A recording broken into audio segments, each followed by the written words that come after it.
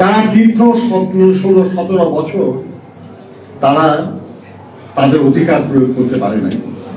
এখানে আমাদের সামনে অনেক তরুণ বসা, যাদের বয়স কম, তারা ভোটার হয়েছে অনেকদিন আগে, কিন্তু আজ পর্যন্ত ভোট দিতে পারে।